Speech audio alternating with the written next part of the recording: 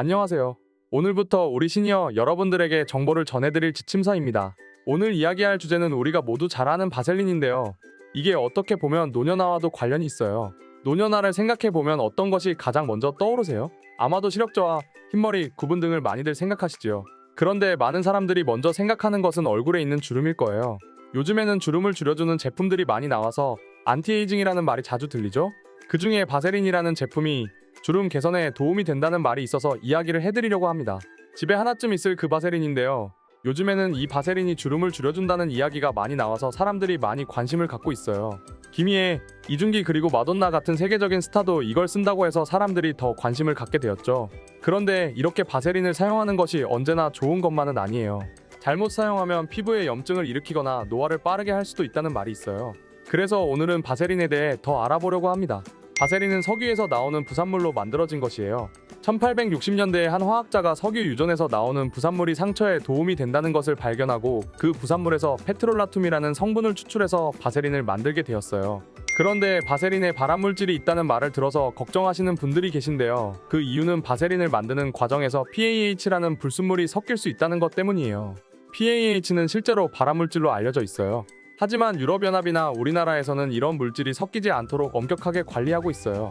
그래서 제조 과정에서 모든 불순물이 제거된 후에만 판매가 가능하다는 거죠. 그래서 우리가 사서 쓰는 바세린은 안심하고 쓸 수 있다는 말이에요. 바세린은 엄청나게 까다롭게 만드는 과정을 거치는데요. 바세린 본사에서는 제품을 만드는데 3번이나 까다롭게 정제 과정을 거친다고 합니다. 그래서 그 안전성에 대해 걱정하실 필요가 없어요. 바세린의 주성분인 페트롤라툼은 사실 발암물질로 분류되기도 하는데 이 성분의 입자 크기가 너무 커서 피부로 흡수되는 것이 거의 없다고 해요. 따라서 이를 섭취하거나 흡입하지 않는 한 그 위험성은 크게 줄어들게 됩니다. 그래서 바세린을 사용하실 때는 바세린을 섭취하거나 흡입하지 않는다는 것이 중요하답니다. 이제 어떻게 바세린을 올바르게 사용하는지 알아보겠습니다. 첫 번째, 입술에 바르지 마세요. 입술이 갈라지는 분들이 입술에 바르고 잠드는 경우가 많은데 그렇게 되면 작은 양이라도 섭취될 수 있어요. 만약 입술이 갈라지신다면 입술 전용 보습제를 사용해보세요. 두 번째, 코에 바르지 마세요. 코가 건조해지면서 아프다고 코에 바르는 경우가 있지만 바세린을 호흡하게 되면 몸에 들어가게 되므로 코에는 바르지 않는 것이 좋아요. 코가 너무 건조하다면 코 전용 약제를 사용하는 것이 더 좋을 거예요. 세 번째, 상처에 바르지 마세요. 바세린을 상처나 화상에 바르는 경우가 있는데 바세린은 소독 성분이나 항염 성분, 항생제 성분이 없어요. 바르면 기름막이 형성되어 수분 증발을 막을 수는 있지만 바세린 자체로는 상처를 치료하지 못해요. 만약 상처가 이미 감염되었다면 바세린을 바름으로써 상처가 악화될 수도 있어요. 또한 화상을 입고서 바세린을 바르면 기름막이 피부에 열을 방출하는 것을 방해해서 화상이 더욱 악화될 수 있어요. 바세린 사용에 있어서 위에 3가지만 주의하신다면 안전하게 사용하실 수 있습니다. 잘못된 사용은 예상치 못한 부작용을 가져올 수 있으니 주의하시는 것이 좋아요. 그래요. 지금부터 저희가 많이 들어보셨을 바세린에 대해 이야기해보려고 하는데요. 바세린이 어떻게 우리 피부에 주름에 영향을 미치는지 알아볼게요. 우리 피부는 대략적으로 2가지 부분으로 나눠져 있어요. 바깥쪽을 표피라하고 그 아래를 진피라고 하죠. 피부에 깊게 파인 주름은 이진피 부분에 생겨서 그건 일반적인 화장품으로는 손쉽게 없애기 어려워요. 그런 깊은 주름은 병원에서 특별한 시술, 예를 들면 리프팅이나 레이저, 필러, 보톡스 같은 것들로 처리해야 합니다. 하지만 그럼에도 불구하고 바세린은 깊은 주름이 더 깊어지는 것을 막아주고 표피 부분에 생기는 작은 주름을 실질적으로 줄여줄 수 있어요.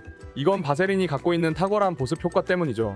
바세린을 바르면 피부 위에 기름막이 형성되어 피부가 건조해지는 것을 막아주거든요. 예를 들어 손에 크림을 발라도 금세 건조함을 느낄 때가 있죠.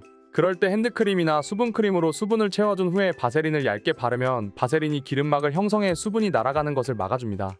그래서 피부가 더 오래 수분을 유지하게 되고 이게 바로 건조로 인한 주름 형성을 방지해주는 원리랍니다. 그래서 피부가 건조한 분들은 얼굴을 씻고 나서 기초 화장품으로 수분을 충분히 보충한 다음 마지막으로 바세린을 얇게 바르면 하루 종일 촉촉한 피부를 유지하실 수 있어요. 하지만 이게 모든 분들에게 적합한 방법은 아니에요. 피부가 기름진 분들, 여드름이 많으신 분들, 피부가 민감하신 분들은 바세린을 사용하면 오히려 피부에 안 좋을 수 있어요. 피부에는 피지선이 있어서 기름을 분비하는데 바세린을 바르면 이 피지가 바깥으로 나오지 못하게 막아버립니다. 그러면 여드름이 생기거나 다른 피부 문제가 생길 수 있어요. 주름 때문에 고민이신 분들 중에는 피부가 얇고 건조하면서 각질이 쉽게 생기는 분들이 많아요. 이런 분들에게는 바세린이 좋은 해결책이 될 수 있습니다. 그런데 바세린만 바르는 건 좀 끈적거릴 수 있어요.